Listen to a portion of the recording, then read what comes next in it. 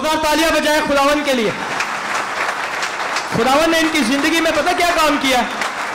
खुदावन ना कि सिर्फ इस कलीसिया में और इस मुल्क में, बल्कि मुल्क पाकिस्तान में भी मौजूद करने की कुदरत रखता है। कितने लोगों का ईमान है? हम सब का ईमान है और अपने ईमान से हम दुआ कराते हैं।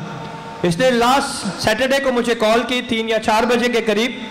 इसके भाई का एक्सीडेंट हो चुका था और स्टमक की जो ब्लीडिंग थी वो रुक नहीं रही थी, काफ़ी घबराया हुआ था। इसने मुझे उसी वक्त कॉल की और मैंने इसके साथ मिल के दुआ की और खुदावन का शुक्र अदा करते हैं कि मैंने इसे कहा कि खुदावन इस सारी ब्लीडिंग को बिल्कुल ख़त्म कर देगा, आप फिक्र नहीं करें, आप दुआ में, मैं इसके लिए कंटिन्यू दुआ करूंगा और खुदावन इसे बिल्कुल हील करेगा।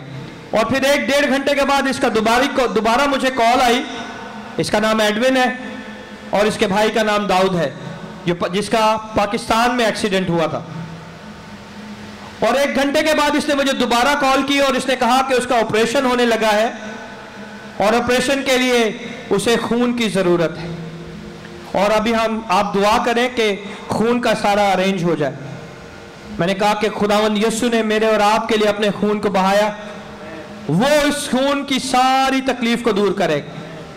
और फिर मैंने इसके साथ मिलकर दुआ की। आधे घंटे के बाद इनके पापा का फोन आया। वो मुझे ये बताने ही वाले थे कि मैंने उनसे पूछा कि ऑपरेशन हुआ या नहीं, तो उन्होंने मुझे कहा कि आपको बता दिया है। मैंने कहा मैंने इसके साथ 2 दफ़ा मिलकर दुआ की है और खुदावन का शुक्र अदा करते हैं कि उस सारे ऑपरेशन को खुदावन ने कामयाब किया और आज वो अपने घर पे है। हालेलुया।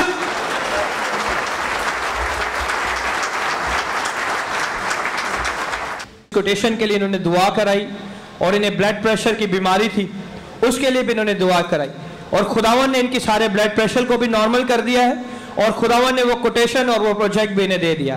हालेलुया।